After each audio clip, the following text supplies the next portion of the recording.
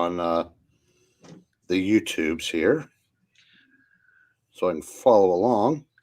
I just got you on. We're live now, so I'll just get right into it.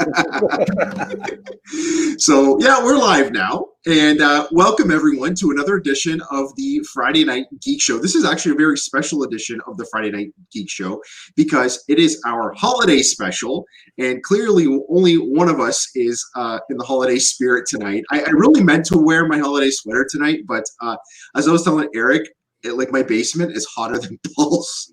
So when I posted some videos earlier wearing the holiday sweater, I was like sweating through the whole thing. So I decided to give myself a little bit of a break. But I have this comfy gray sweater on. But anyway, thank you all for joining us this evening. Really excited to have everyone here. Joining me tonight is Eric Breen, everyone's favorite comic book geek, and I like to call him a pop cultural analyst because your knowledge really extends beyond, right? Yeah, it just sounds a little bit more sophisticated, doesn't it? So Eric, it looks like you're ready for the holidays. Have you gotten all your Christmas shopping done? No, but I was planning on starting it soon. Oh, good. Okay, so maybe those packages will arrive just in time for the new year, right? Or the gift cards that I will be getting my nieces and nephew, I can go hand deliver. Oh, there you go. Exactly. Hey, yeah, the gift card. Gift cards are always a great way to give gifts, right? So, have you bought yourself any geeky comic book gifts this year yet? I've bought a couple of those Skywalker horror anthologies these that I've been ordering off of Amazon. So I picked up a couple more of those, and Half Price Books got another batch of those PS art books that have the pre-code horror and post-code, or just after the code adventure comics like Charlton, and they're usually $50. They get them for $13, and I've been piling those up lately.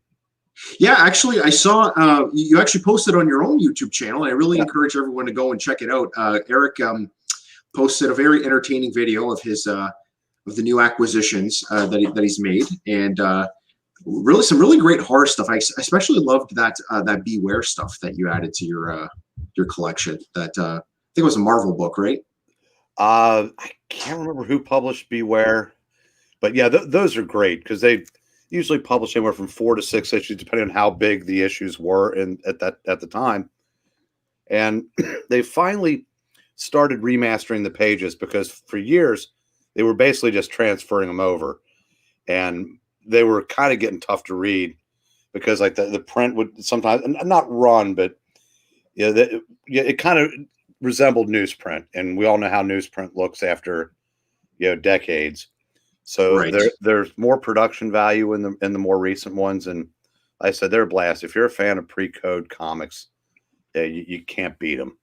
Absolutely. And I just wanted to take a minute to welcome everybody who's joining us this evening. Welcome to Adrian Benningfield and Mariana Valkonen. So welcome. And also Mark Spector Comics, who was saying this year was a great year for comics. I was able to buy more big books than any other previous year. So that's actually exactly what we're going to be talking about this evening is the 2020 year in review with respect to comics. So as we know, 2020 has been a crazy year for a number of reasons, and I really don't have to explain those. Not only did we have the worldwide pandemic, you had mentioned the craziness of the U.S. election as well. We won't get into that too much in this stream, but also a lot has happened in comic books. So Eric, what really has stuck out to you with comic book happenings in 2020?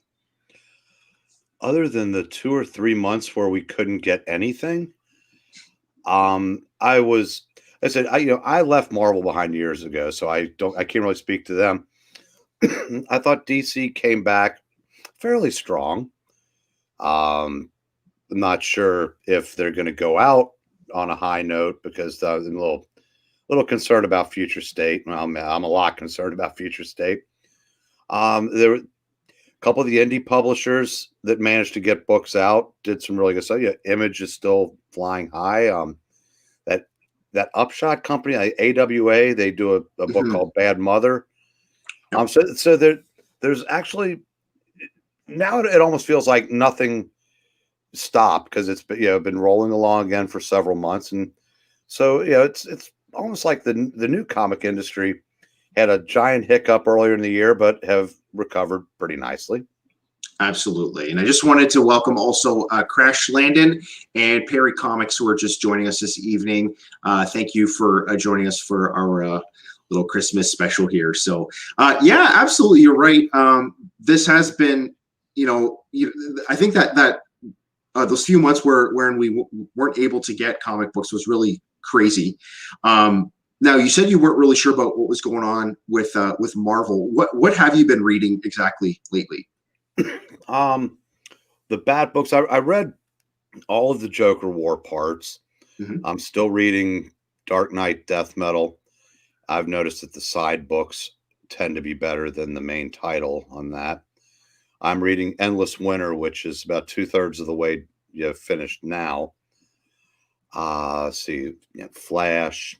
Was reading Teen Titans before it got canceled, and I do have to say, Batman 105 came out this week. Might be the best book I read in 2020, and that includes Hawkman 25, I believe it was. And anybody that knows me knows that I absolutely loved the Hawkman series Mhm. and hated to see that go. But Batman 105, I said that if that's what's going to send Batman out for the year, that's a hell of a send off because it was a great issue. Yep, absolutely. I haven't read it yet because, as some of you probably know, I'm mostly reading trades now. I'm kind of waiting until everything comes out in trades. But yeah, I've heard quite a bit about that.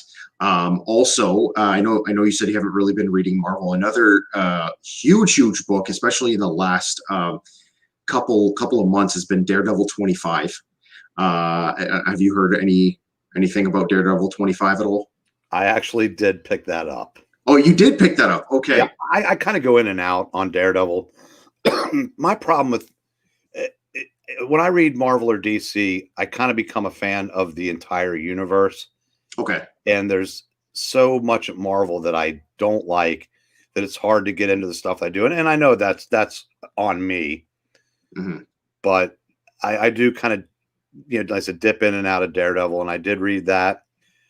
I thought it was kind of interesting, and I picked up the annual where they resurrected Mike Murdock that I remember from the mid '60s when Matt created that identity so he could cut loose when he wasn't being Daredevil and ended up becoming a three-way competition for Karen's affection. So I am kind of familiar with what's going on in Daredevil, but not much else at Marvel.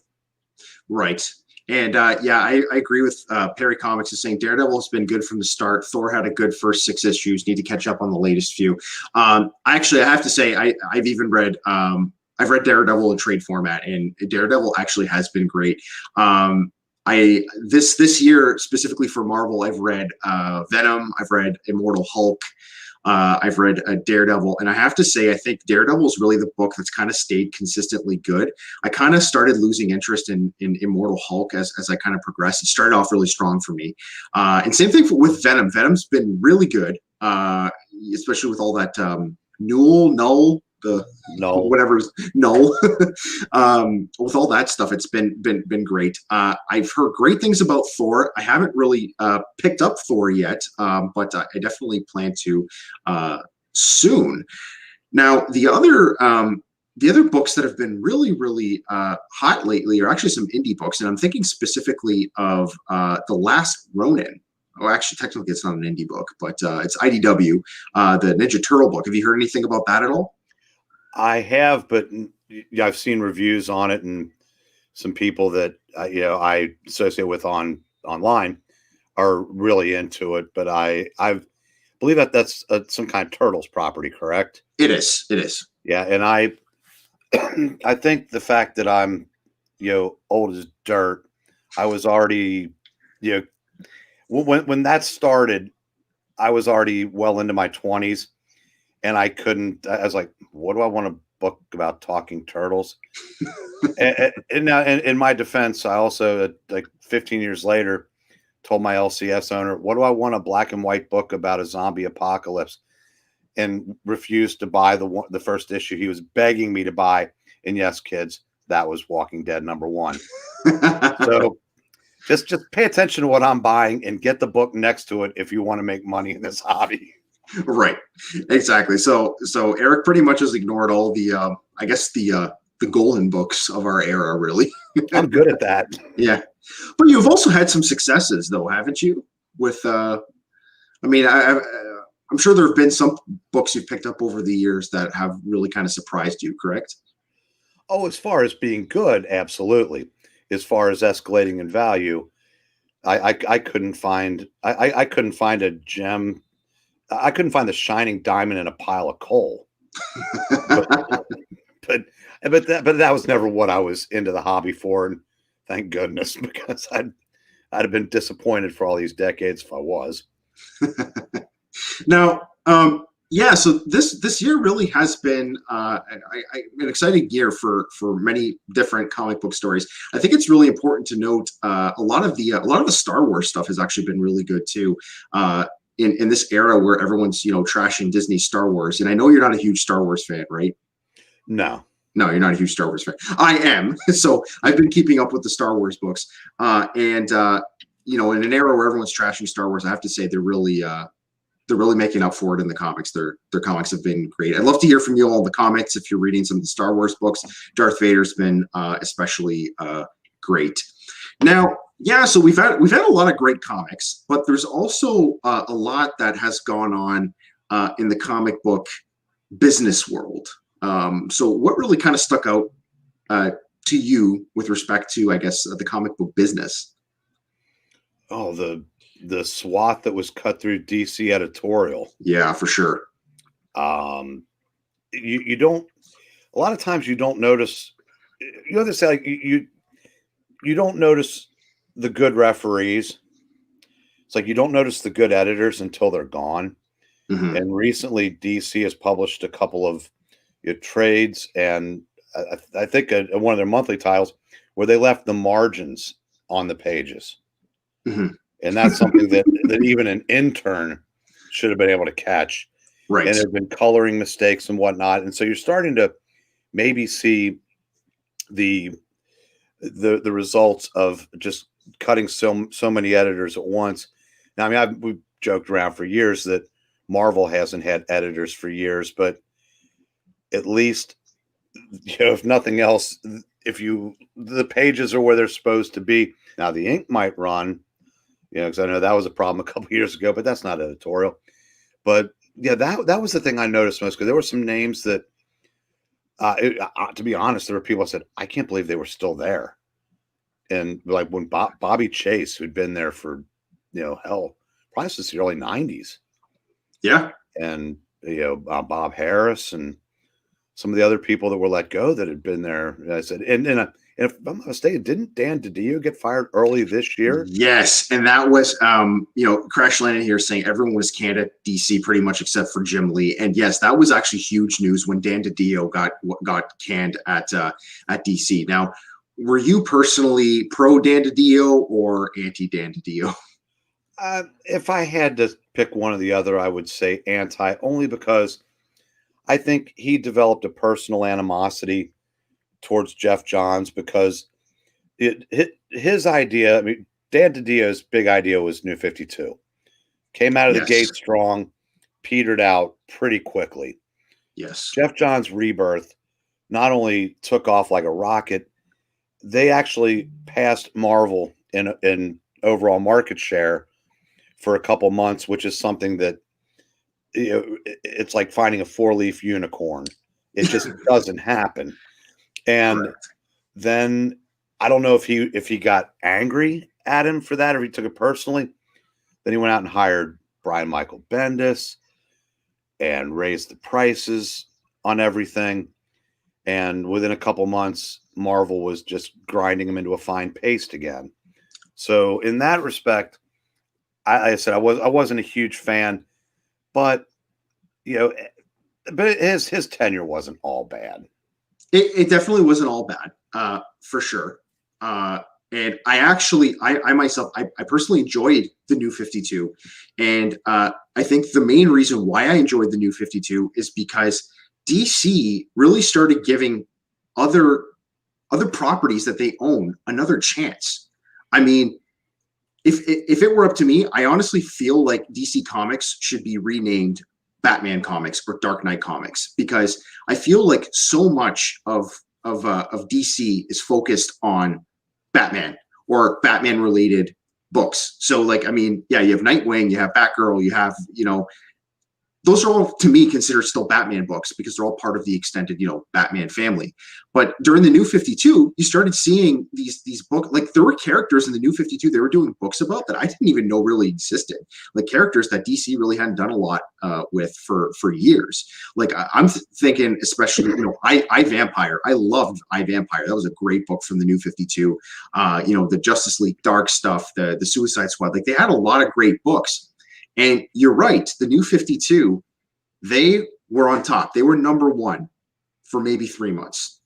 By seriously, New 52 launched September 2011. By November, they were already starting to can titles because they just couldn't keep up with it. I really think the New 52 was was ambitious. It was good, but I really don't think they gave a lot of those books, a fair shot. Rob Liefeld even has said that he was talking to what's his name there, former head of DC there, Before Paul Levitz. Paul Levitz, yes, and he recalls Paul Levitz saying, "You know what, Rob? Don't want to be number one. Don't want to. We're number two, and we're going to be the best number two ever, because when you're number one." And you're not number one anymore because inevitably you will go back down to number two. You then have to explain to all the execs why you're not number one anymore and your job's at stake. And I think that's a huge mistake that Dan DiDio made, because they were number one and like that, they were back down to number two, right? So do you have any thoughts on that? I didn't know that he'd ever said that, but I wanted to touch on something you said when you were talking about the New 52. One thing, I've gone back and read a lot of those books that I dismissed when they were out, and you're right. Looking at it through a historical lens, they get a lot better because it's comic book history now. But now I think about Star Spangled War stories, GI Combat, OMAC, they dusted off some properties and names. Now some of them might have been in name only, but it was really cool to see some of those titles get another shot. Yeah, so to your point, I did enjoy that, and when I find those, out in the wild, I'll pick up a GI Combat and maybe I Vampire. I mean, as I remembered that from the '80s, and it was fun to see. And you're probably right; it probably was too ambitious an undertaking, because I know a lot of them disappeared after 8 issues, and then it became, even the New 52 became very Bat-centric. Yes, and that's the problem with it. That was the problem, because honestly, okay, fine, you want to relaunch all these titles, but you can't be launching all these Bat titles at the same time to overshadow and undermine, because people go for the Batman stuff. Have 2 Batman titles like you did in the past. Like Batman and Detective Comics. You don't need now Batman and Robin, the Dark Knight. Everything was related to Batman. Heck, even All-Star Western, even I don't know if you read it, but even that was related to Batman somehow. It crossed over into Court of Owls. And issue 9. You're right. Right. I think the Talon character somehow was connected to. Yeah, that's and unfortunately, not only is that not going to change, it is, if it was on steroids during New 52, it's on whatever comes after that now, because one thing that DC did not have when the New 52 was launched was a movie universe they were trying to develop. Because it was between the Christopher Nolan Batmans, and I think Man of Steel came out a year into it. And then the more they got into the movies, the more the properties in print, had to reflect those. to varying degrees. And I personally, I don't think that ever works. That's something that Marvel or DC has never realized, that it's two different audiences. Comic book fans will embrace the live action, but if you grew up on live action or video games, it's a tough sell to get them excited about the printed page. Correct. So exactly. Yeah, exactly. And Marania was saying here, like what about Superman? Like, and she's totally right. You know, Adrian is saying that he really liked the integration of the Wildstorm characters, but especially Superman. Like, Superman was technically the first superhero. Like, Superman really hasn't been, I mean, in my opinion anyway, Superman really hasn't been good since like the 90s. Like last time I liked Superman was like the death of Superman. Like, well, I would recommend picking up the Rebirth, both action and Superman. okay. Jurgens was doing action. Tomasi and Gleason were doing Superman. And to me, it's my favorite's always been John Byrne, and that universe was created. And then the Wolfman, Stern, Louise Simonson, the stuff through the 90s. Rebirth Superman was, if Byrne stuff is 1, this is 1A. That's why it particularly sucked when DiDio hired Bendis and he just wiped all of it out. And I'm sure some of your buddies are probably gonna poke at you a little bit at some point for your hate of Bendis. I know last time we had Eric on the show, people were kind of poking fun at him for his anti-Bendis rhetoric. So, well, you got to catch. It depends on which decade I'm talking about, because I do also give him credit for being one of the main architects for those 6 years of Marvel from 2005 to 2010 that were phenomenal. Correct. But something went south in about 2012 or 2013 with him, and it just didn't come back. And whether it's Superman, Action, Legion, Young Justice, anything he touches now just goes south. It's definitely kind of like the let's call it the Frank Miller effect. You were great at one time, but what the heck happened?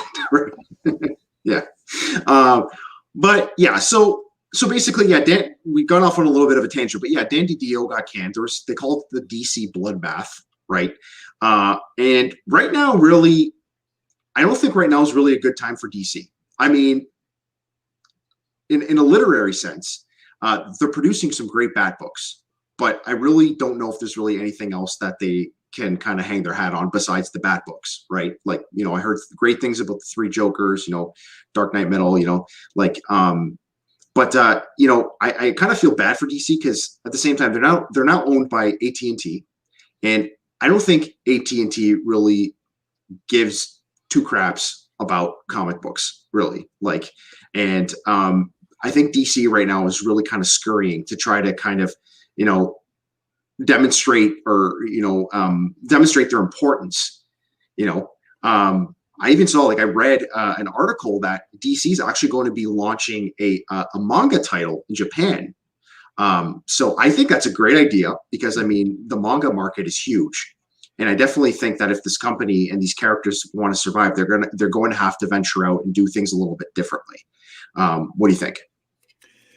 That's you might as well try it, because I agree. I think they are in a little bit of trouble over here, because at least as far as the comics go, it's now they're not hiding it anymore. It's just, what can we print that can be adapted into live action, right? And that's why you're going to see a greater emphasis on it's going to be more Bat, more Superman, more Justice League.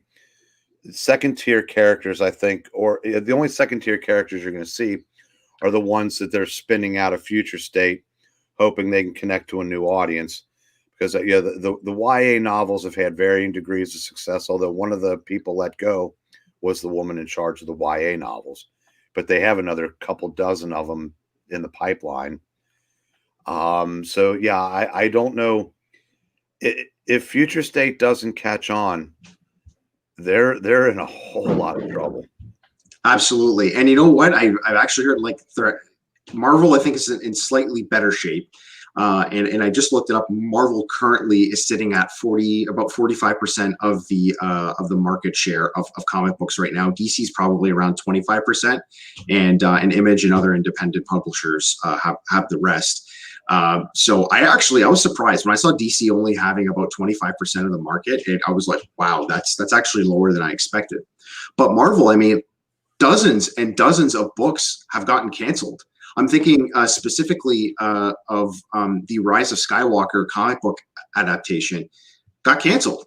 And that will now make The Rise of Skywalker the only Star Wars film to not receive a comic book adaptation. And there were a number of other books that were planned to be printed, but just never made it to print.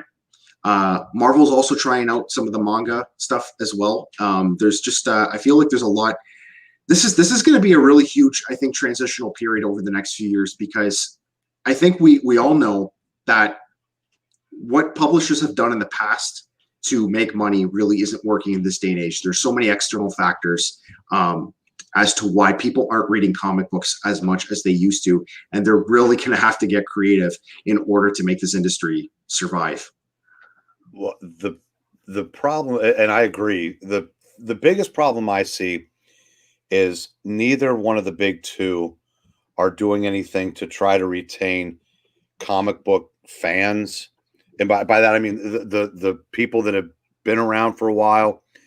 Now, I'm not saying, cater to us, because like I said, in my case, I'm pushing 60. There's only so many more years I've got to read this stuff, but they don't do anything to keep the hobby going, which I think is important, because I said, comic book collectors have been left by the wayside by the big two, I feel, because with endless relaunches, especially Marvel more so than DC, they've kind of left the collectors behind. They've left the people that like the connective tissues of the universes behind. Like DC's doing an omniverse now, they said, where the stories can take place at any particular place in time or whatnot. And trying to make everything fit the live action properties, that's a great reason for longtime fans to go, well, why read the comic when I can just wait for the show or wait for the movie? Because a movie ticket is about the same as 3 monthly comics now. And if you're just going to make one be still life of the other, so that's trying to merge those two universes entirely, I think, is a mistake. There really should be some attention paid to keeping comic book universes separate. I always said they could do, simple solution would be have for Marvel, for example, have a 616 universe, which is, the comic book universe, and have the continuity going back to Fantastic Four #1, however you have to tweak it, but give the comic book fans something. You could have another universe for the live action properties, where the Netflix Daredevil is in that same universe as the movie Avengers, like they were in live action, and then do a third universe of YA stuff. And if a character takes off, like if say America Chavez gets popular, then you introduce her into the main universe. It's like some Bendis, if those existed, Bendis could test drive Naomi instead of just shoving her down everybody's throat and saying, well, she's now, hanging out with Batman and Superman, and now she's in the Justice League. So there's not doing any of those things. I think they're just going to drive out the few dedicated readers they've got left.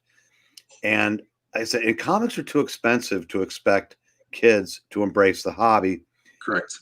And adults, again, if they've not started yet, you've got to offer more than, I said, the still life versions of the live action, because they're just going to opt for the live action. Correct. And even Crash Landon here saying other YouTubers keep saying it's a matter of time before AT&T shuts it all down. Hope that isn't true. I honestly think that, I definitely can speculate. That might happen, and they might just, focus on, Netflix or movies and video games, because Batman especially does exceptionally well in the video game world, as we know with the Arkham series, and they have a few shows that are really great right now. But I really kind of look at that manga initiative as DC's last ditch effort to kind of legitimize themselves and rationalize what they do to their parent company, because comic book sales, I mean, overall are probably at the lowest they've ever been in history, really. So and you're right, Eric. I mean, comic books are just way too damned expensive. Like, and I'm one of those people that does not buy floppy issues anymore for that reason, because they're just too damn expensive. If I want to read something, I'll read it at the library, and if I really like it, then I'll just pick up the trade now. I like it. Just the individual issues, to me, they just aren't worth it. I don't know if it'd even be feasible to lower the price of comics. Do you think that it would be feasible? Well, not. I think it is, but what DC is doing with Future State is they're spinning out of that the new titles they've launched. They're putting backup stories in them and raising the price to $5. Right. You couldn't beg people to not get on board with something any better than telling them that, yeah, that new Flash book that you're buying, it doesn't have Joshua Williamson. Hell, it doesn't even have Kevin Shinnick. It's got a guy that wrote the last season of Supernatural in the CW. Oh, and there's a backup story in there, so it's $5 now. Correct. And just of note too, like us in Canada, we don't pay that cover price, right? So if a comic book's $3.99, they actually charge on the US dollar. So like one comic book for us here in Canada will end up costing almost $5. Sorry, I don't want to pay $5 Canadian. I know it's not worth as much as US, but I don't want to pay $5 Canadian for one comic book. You know what I mean? Yeah, and I think something else that I could see happening when there was Crash said he's heard rumors that AT&T may shut it all down. I think what you have a better chance of seeing, and we've seen it happen a few times, like Marvel's licensed versions of their characters to IDW for like all ages. I Captain Marvel, and I think there's been a Spider-Man. I think you might see an uptick in that when they realize that the only thing they need these characters for are to keep them slightly in the public consciousness and trying to get younger readers to recognize the characters. So when they do see them pop up on television or in movies, and that when that happens, really there'll be no need for continuous storytelling. So if you just want to, with your guidelines in place, let IDW do a Superman story, or somebody else do a Spider-Man story, I could see that coming, because I the days of continuous stories and the comic book storytelling as we know it, unfortunately, I think might be on the clock. Correct. Yeah. I definitely could probably even see like a direct to trade thing happening as well, if they want to do these like elaborate stories. But something's really got to give, because they I think the industry really is on life support. Now let me ask you a question, because obviously I wasn't around when you were 20 years old. When you were 20 years old in the 80s buying comic books, did you feel like you were like spending, like, did you feel like, oh my God, like these prices are outrageous for these comic books? Like, how did that feel? Or even when in the 70s when you were buying comics? No, excuse me.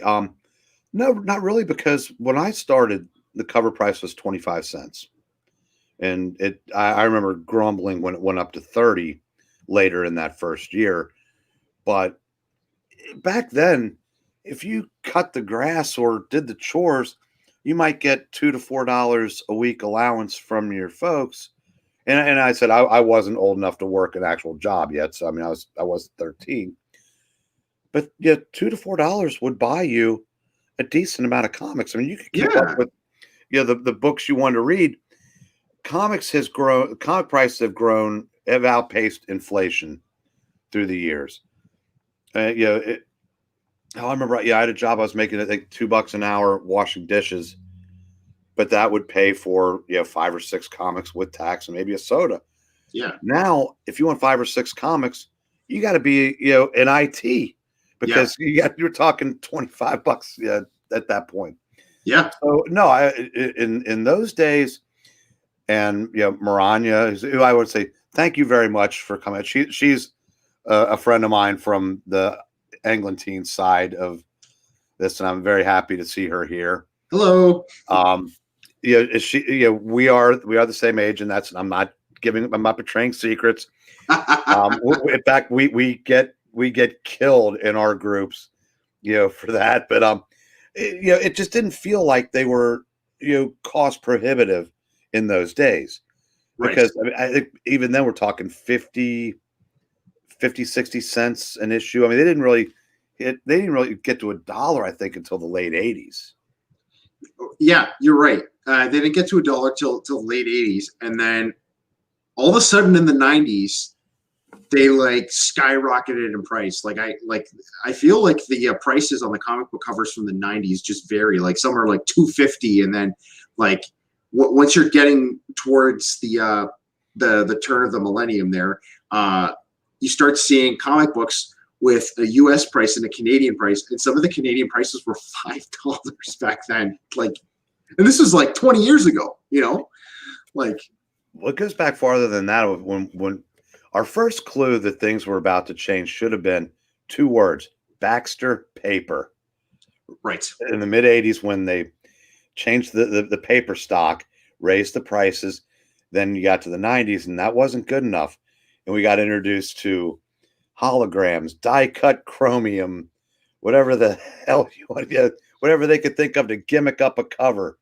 Exactly. And jack the prices up accordingly. And now, hell, you don't need any of that stuff to have a book be $4 or $5, just the regular paper stock that they use now. And yeah, so it's again, I said, how do you expect to attract any new readers at these prices? Exactly. And actually, this is a very interesting tidbit here from Maranya. She says, blame Neil Adams for the glossy paper trend in comic books. From what I understand, his daughter had an interest in a paper company, and he pushed for that company to be used by DC, etc. That's very interesting. I didn't know that, but it definitely would make sense, because how many people have said, why can't they just print it on newsprint?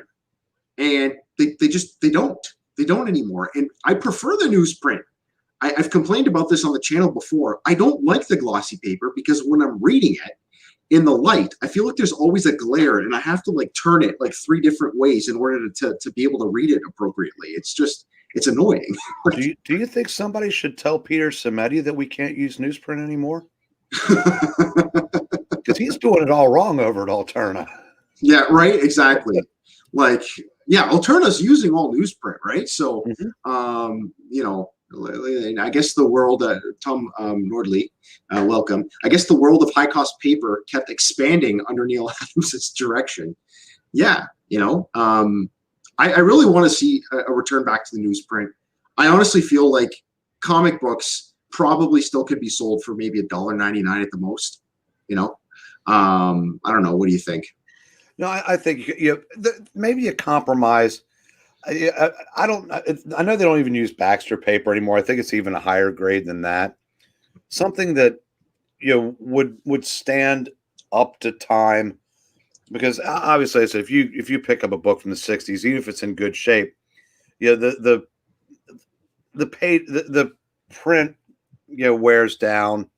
They weren't designed to last forever, because when comics started, they were truly considered disposable entertainment. Correct. You buy them, put them in your back pocket, trade with your friends, whatever. And now that it's a hobby, and it is still a hobby, because there's still a bunch of us old timers. If we ever get to have shows again, you'll find all of us running around. Well, maybe not running anymore, because we're getting up there, walking around looking for those original runs of comics. Back when you didn't need a PhD to know how many runs of X-Men there actually were now. Right.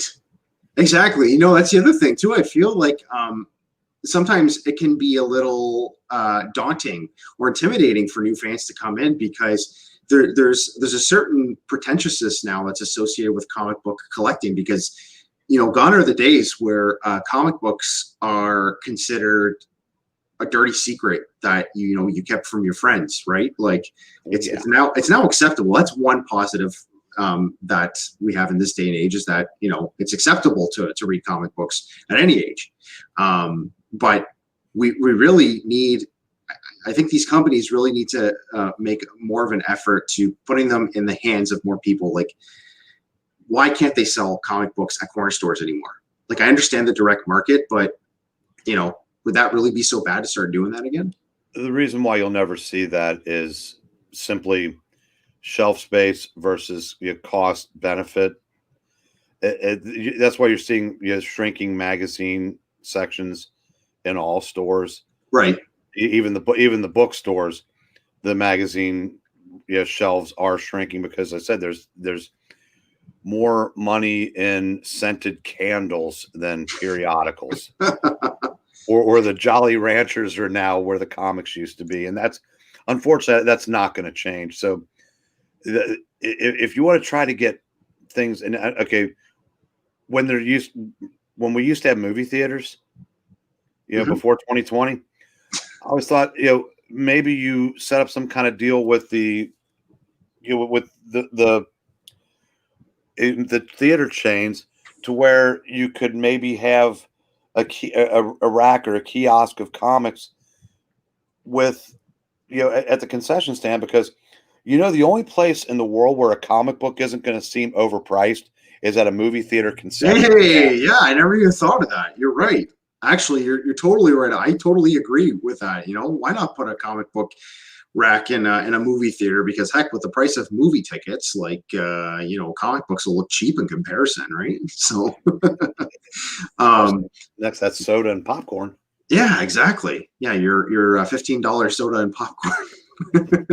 But we do need, Tom's saying here, we do need a punk rock rebellion in comic collecting, because it's just it's not the same. And I mean, we can sit here and grumble about the good old days, until Kingdom Come. Yes, people don't read as much as they used to, but I mean, novels still sell. There's still a handful of novels that still sell. And there probably is a way to get comic books in the hands of people. It's just the solution probably isn't as clear cut, right? Well, so I do think it goes back to the making it fun to collect. Iron Man, for example, made it to, I think, 330 something in its initial run. Mm-hmm. And Maranya, correct me if I'm not mistaken, it has been relaunched 17 times since then. And if you go into a store, a comic book store, hell, the people working there aren't going to know where all that fits. Right. Because unless you've been reading every one of them, there are just so many of them now. Because Marvel was relaunching Thor every other month, it seemed like, for a couple of years. And again, at some point, even if you want to collect them, you just throw up your hands and say, well, maybe I'll try to get the original ones. But there's just, like I said, they've de-incentivized comic book collectors, and that makes it a very, what's the word I'm looking for, transient hobby or transition, or trans something or other, where people just come and go, but mostly don't stay. And the people that stay were the collectors, and there's very little for collectors coming out in this day and age of comics the way they're being done. Correct. And you're totally right. I get what their rationale behind the relaunches are. But at the same time, you're relaunching to bring maybe new readers in, but at the same time, you're giving people a jumping off point as well. Yes. So, I myself, like I said, I'm reading the Star Wars books. I'm reading Darth Vader, and Darth Vader has relaunched 3 times since it first was published in 2015. I actually had to do some heavy research to figure out what freaking order to read these in. Star Wars is relaunched just once, I think. you're right. It requires, some legwork if you really want to get into some of these books. So I really wish they would do like those True Believer books. Those are sold for only what, $1, I think. Mm-hmm. Yeah. Yeah. I wish they would have True Believer books, but for like just ongoing True Believer books. Like why don't you just reprint the whole run of Spider-Man, release them monthly, start off with Amazing Spider-Man #1 and reprint them monthly as if it were an ongoing series, just True Believer format. You could call it Marvel Tales. Exactly. Nobody's gonna remember. Yeah, they used to, and that's another thing. When I first started collecting in late '75, they had Marvel Tales, Marvel's Greatest Comics, Marvel Triple Action, Right. Marvel this.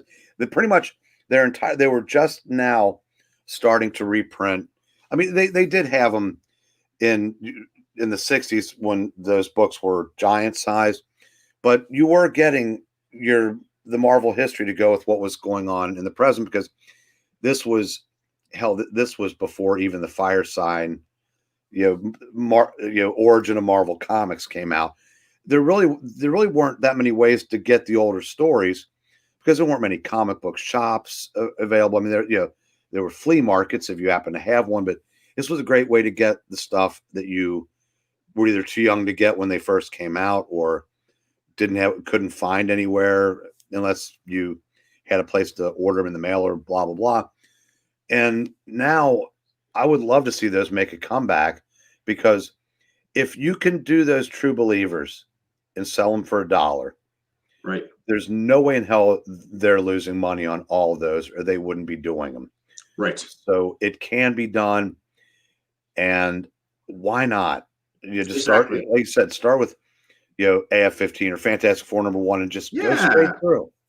I agree, because and tell me one person who in a comic book shop would look at a True Believer edition of like Amazing Fantasy 15 or like, any other Amazing Spider-Man key and not pick it up, because so many people want some of these books that they don't care if it's a $1 reprint. They'll pick it up just to have it in some sort of format or another. You know what I mean? I personally, I would totally do that.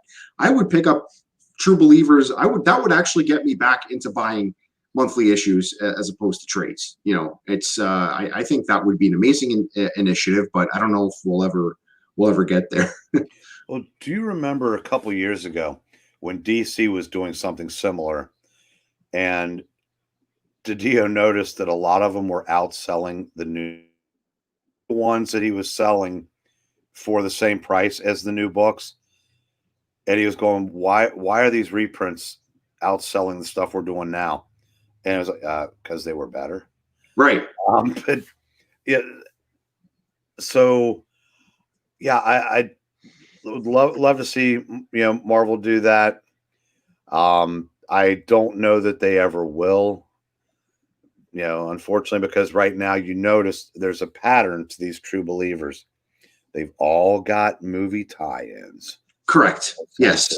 It all has to do with the movies. But heck, I would even be happy, like, if Marvel printed, I know they call their Marvel Essentials phone books because they're thick, they're cheap, they're black and white, I would even love it if they started publishing old stories from the 60s and 70s and kind of like a manga format. But I don't mean manga in terms of the art, but like in Japan, all the comic books are sold as anthologies. So you're buying a manga book for like what, $3 or something like that, and it's like this thick, right? So cheap newsprint, black and white. Print a bunch of these older stories, and stick them all in one thick ass, manga kind of, edition. Sell it for like $4 or $5. Trust me, people will buy that.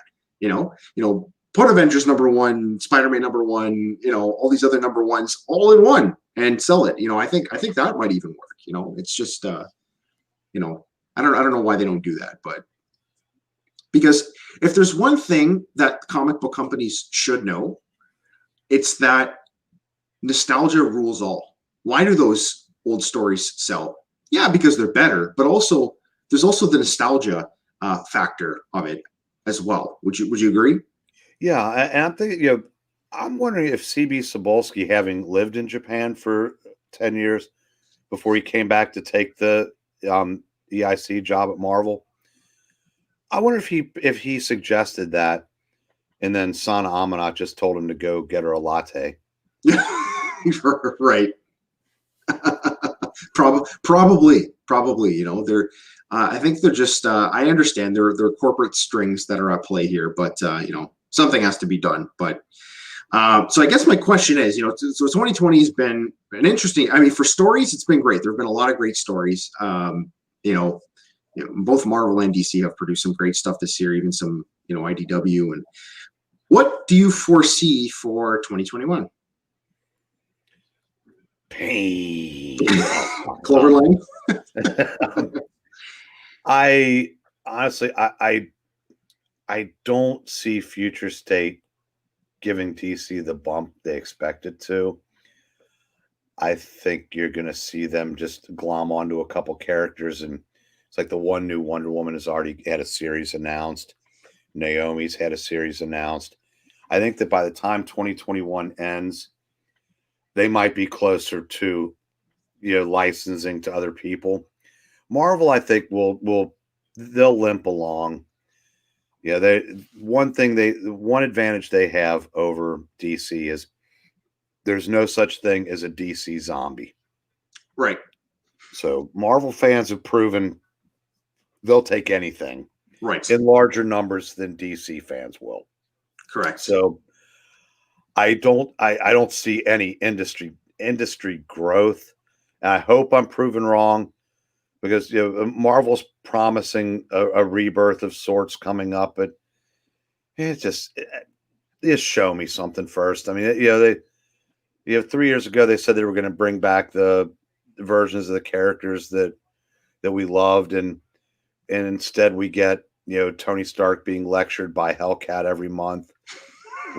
We get, you know, Oprah's Mjolnir. You know, you get a hammer, you get I don't know. I said I don't have a whole lot of optimism for 2021. I think it'll be kind of they'll be good. So there's always going to be good to find, but it's kind of like the music industry. There's still good stuff out there. You just have to look a little harder for it. Exactly. Because like I said, you know, like I've, you know, all of us, you know, those watching, you know, myself, like we've all kind of griped a little bit about, you know, Marvel's, you know, politics and their books, you know, at some time or another. But I really must say that they are producing some quality stuff. There are some really great stories, and I have to say the fans probably aren't all that mad, because they are outselling DC still. So I mean, that there's something to be said about that, right? So now, in terms of, I love this too. We get steroid She-Hulk. I have to say, for those of you that don't get this reference, if you've been reading the Immortal Hulk, they make She-Hulk look like more like an anomaly than anything you've ever seen. Like, she literally looks disgusting for, like, you know, and I get what Marvel's trying to do. They're like, well, you know, why is, you know, Hulk all big and you know, grotesque and all that, and She-Hulk is sexy? I know what we'll do. We'll make her huge, grotesque, and ugly too. You know what I mean? But she's uglier. She's uglier than Hulk. You know, so I don't know. That has more to do with Marvel's gotten so political that the term male gaze, they've gone out of their way to de-emphasize femininity. You know, you look at Carol Danvers when she was Ms. Marvel, and look at how she was in around 2016 or 2017, when she literally looked like a man. And there was even, you know, and there was even a story in the Avengers where Deadpool goes up to, you know, Royd Hulk and says, "Hey, I don't get it. You used to be sexy. What's going on?" She goes, I'm now free to be ugly." Right. Exactly. And Jason Aaron did that to own the comics gators. And I said, it all it does is just make people say, you know, I got better ways to spend my time and money than get lectured to by some, you know, 30-year-old. I hate to use the term SJW, Yeah. So I said that was never what comics were supposed to be about. And when they make it personal, when you're making comics to see who you can drive away, Right. only an industry as touched in the head as the current comic book industry could you get away with that. Right. Right. Yeah, absolutely. So, definitely, it's not the same. Like I think, yeah, people. So something, did I miss something? No, what you just put on the screen. Oh yeah, yeah. Oh, this here. Yeah, I had a little chuckle at that too. That was good, Tom. I like that. But yeah, and a lot of people I've spoken to about this, they're all calling for a return to like 90s style, or what some people would call the West Coast style. Like all the all the rock stars from the 90s, like their style, like they drew, chiseled, handsome men and fit, sexy women, and I think that's what people really want to see, because I feel like, not to get too political here, but people drill in that comic sexualized women, comic sexualized women, comic sexualized women, but men are sexualized as well, like in comics. Some who are look at how they draw Nightwing, look at how they draw Namor, like they're put in some pretty provocative positions. So I don't know. That's the whole idea. You impossibly fit men and women, because this idea that comics should reflect real life, for one thing, how dumb of a statement is that on the surface? In that, okay, last I checked, I can't fly. I can't bend steel in my bare hands. Right. I can't burst into flames. So, but the idea that these people that go around doing the impossible things they do to save the world, save the universe, that they'd be running around in dad bods, or or just look. It's a fantasy, people, and this Correct. idea that men just want to, teenage boys just want to, folks, we're living in the internet age. You can find the real versions, real easy on your computer For free. So that invalidates that argument. Yeah, exactly. Give us the illusion. Everybody in a, said, unless there's a reason for it, why is everybody on the television shows we watch prettier than all of us are in real life? Yeah, exactly. It's selling the illusion. Why is it okay for television or the movies, but it's not okay for comics? Exactly. Like I cannot tell you how many times. You're right. It is a fantasy. Like I cannot tell you how many times you're reading Batman and he's like this big buff, like bodybuilder type dude, and then he's talking in the comic book how he hasn't eaten in days and how he hasn't slept for like 72 hours, and it's like, dude, this guy it's literally physically impossible for this guy to maintain that sort of physique with that type of like sleep and nutrition schedule. Yep. It's just like the guy would look like he would look like a Christian Bale in The Machinist or something, like. So now we've got people trying to make comics more like real life, and the people making them, most of them are miserable people to begin with, and they're just heaping it on us, and it's not a great incentive in a lot of cases to. Right. Yeah, I said it's the fun has been largely sucked out of this hobby. Right. Even exactly. the good stuff isn't as much fun as it used to be. And that's why, to bring it all back, Batman 105, not only was it a fantastic book, it had an upbeat ending. A Batman book had an upbeat ending. And I got a laugh out of the last panel. Right. And that's what it kind of reminded me of the end of Lethal Weapon 2, minus the gunshots. Right. And yeah, so I definitely agree. People want the fantasy, right? Batman used to be like in the 70s, he was like lean and athletic and chiseled. You know, he almost looked like Roger Moore, James Bond sometimes. And, you know, Frank Miller was like, no, I'm going to make this guy beefy and, you know, a miserable bastard. And I'm going to give him a little bit of extra padding. And I think people like that. Like, there's some panels where he looked like the freaking Hulk. Like that one panel where he's like strangling the mutant leader. Like, I thought that was cool, you know, like, but yeah. Ed McGuinness made a career out of making everybody look like, you know, Lego fire plug hybrids. So, yeah. Right. Exactly.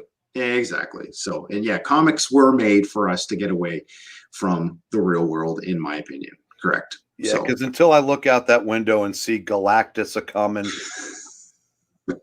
I would rather just keep those worlds separate. Absolutely. So, before we wrap up, I just want to know, what do you think people, you know, because we talked a lot about the present state of the comic book industry and what's working, some of the great stories. What do you think people should be collecting in terms of back issues? And I know you've been unlucky with collecting back issues, but what do you think people should be collecting? Not to sound like a rube, but just do a little, you know, the stuff that you're reading now, the characters you enjoy, just do a little research, see what's come before. And then say you're a Superman fan, you go back and look up, and you could either go to the Byrne era or go back even farther and just read the simpler stuff that was, fun in its own way. Yeah, because there's so much more. I mean, like I said, 45 years, a lot of stuff can build up. So if you're just starting now, I mean, it's easy for me to say because I've now been around for longer than half of, Superman's publishing life. So now I would just say, do a little research, find the characters you like. There's going to be something for you out there. Even if it's some like top 10 Spider-Man arcs or whatever, and then see if there's a trade that has those in there that you can pick up affordable. If you're talking about back issues, there are a lot of places, almost anywhere you go now, are going to have dollar boxes aplenty, because unfortunately, with everybody chasing the key issues, it's kind of left a void. It's kind of there's the key issues, there's the dollar books. And it's kind of like the middle class is getting squeezed out of comics because at this point they're still expensive, but there's nothing to attract the speculators, and they're too expensive for people just breaking in. There's a lot of bargains to be found in dollar boxes. Because you look for recognizable character names, and just go from there. And exactly. And if I might add, in terms of like specific types of books, we did post a couple videos on what's trending right now, and definitely the turtle stuff. The turtle stuff right now is really hot, but turtle stuff I feel like is really outside of most people's price ranges. But also Star Wars is really hot at the moment. Very, very hot. With have you been watching The Mandalorian? Again, I know you're not a huge Star Wars fan, but I don't have Disney Plus. Oh, you don't have Disney Plus. And there goes my nerd cred. Okay. Yeah, you lost a whole bunch of nerd cred. Tell me you've at least seen Star Wars. Do the first 3 count? Yes, that counts. And I did see 2 of the 3 with the second batch. Yeah. Okay. The prequels. Yes. The prequel trilogy. Okay. All right. Fair enough. Okay. So you've seen them, so you know kind of what we're talking about here. But yeah. But yeah, I can definitely say right now, Star Wars books are hot. If you can find any original Marvel Star Wars stuff, even some Dark Horse stuff, even the current Marvel Star Wars books are great. I highly recommend picking them up. And I definitely can say that this is not going to wane. The Star Wars heat in the comic book collecting world will not wane over the next year, just because there are so many. They had a Disney investor meeting at the end of November, and they announced so many things that are going to be coming on Disney Plus over the next 2 years. It is uncanny. They have the Kenobi series. They have an Ahsoka Solo series. They have a Cassian Andor series. They have another series called Republic Rangers or something like that. Like, it's just, the Star Wars mania is not going to wane anytime soon. So if you can pick up a lot of those Star Wars books, so yeah. So now, Eric, are there any books that you plan to pick up before the big day on the 25th? No, I don't think I'm going to have a chance to. And I've, like I said, I've hit those, PS Art books and those Skywalker books pretty hard lately. So Right. I think I'm set for a while. Oh, but I did cheap. Well, nope, I don't have it with me. I did pick up Reckless, the latest from Ed Brubaker and Sean Phillips. Yeah, the guy that does Criminal and Yep. And the main character in this book is going to be a good guy, which is going to be interesting to see how he does with that, because that's a departure for his writing style. So Okay. I'm looking forward to diving into that. Right. Okay. Excellent. And yeah, I'm looking, and I just want to say before I read the comment, Eric, I'm very envious that you actually can order from Half Price Books, because I've tried going to so many, like in the US, you all have so many more used book websites that have great deals, but if you try to get that shipped to Canada, it's just not worth it. Oh yeah, these ones I found inside of stores. I don't know. You actually went in a store. I don't know if you can order them from there or not, because it was a couple years since the last time they'd gotten any in. But I said I just happened to be. Actually, I what got me there that day was the main bridge where I live. 2 trucks crashed into each other and melted half the bridge. So the main artery between Kentucky and Ohio has been closed for about a month, which ties up traffic everywhere. So I was stuck in traffic. I go, I'm just going to check Half Price Books. So I veered off and went there, and that's how I found they'd gotten those back in. So it was basically a quirk of fate that why I ended up, and I've picked up about 10 of them in the last month. Excellent. All right, so you'll be busy reading over the holiday season, and I just wanted to address this comment here by Tom. My financial spec observation: the 3 hardcover EC sci-fi sets, Weird Science, Weird Fantasy, and Weird Science Fiction, recently sold for just over $300 a piece on eBay. They were going for about $100 average a year ago. This actually makes me happy because I have volume 1 of Weird Science. I still have yet to read it, but I'm looking very much looking forward to reading that. So do you have any of these early EC science fiction books? I've got one, but if you'll give me 1 second, when you mentioned EC, I do have to show you something. Yeah, for sure.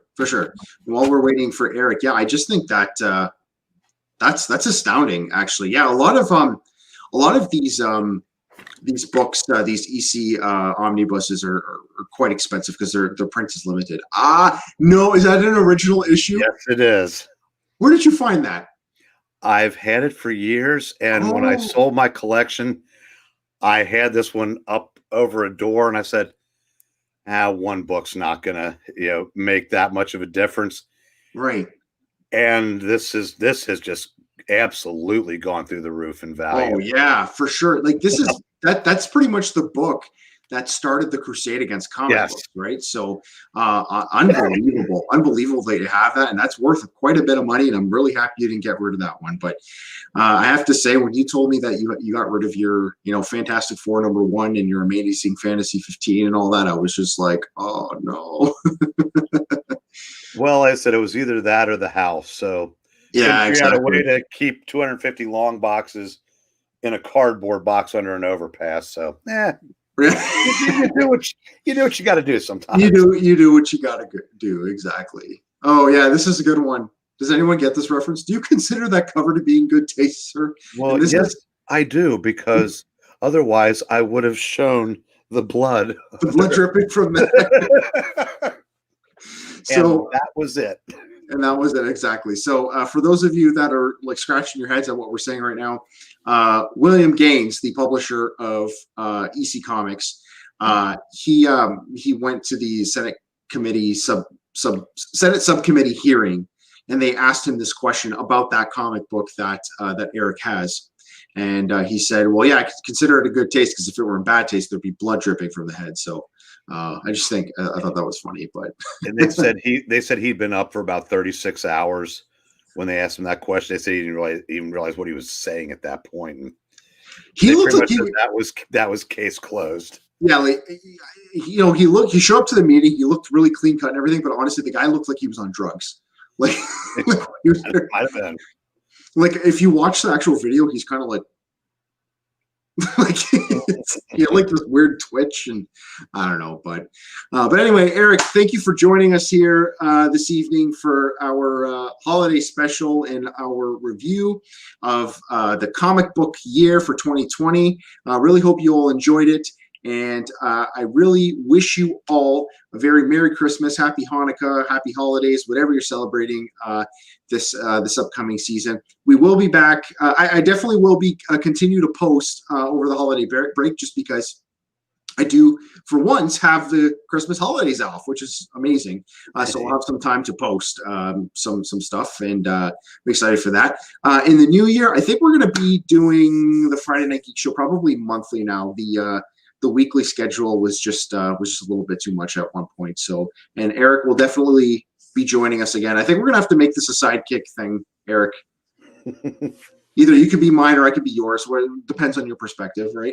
You want to be Green Lantern? I'll be Doiby Dickles, or yeah, the old fat sidekick there. Whatever floats your boat. or if you want to be Luthor, I go, Mr. Luthor. Mr. Lou, oh yeah, that guy. No, I was thinking the Punisher and Micro. All right, I have no computer skills, but no, this is fun. I'm glad we got to do another one before the year ended. Absolutely. So I wish you all a Merry Christmas. We will be back with the Friday Night Geek Show in the new year, but for the time being, stay tuned for more videos that I will be posting over the holiday break. Thank you all once again for joining us this evening, and I will see you all in a video coming to you very, very soon. Have a good night and have fun. It is Friday. Good night, kids. Good night. Good night, kiddies.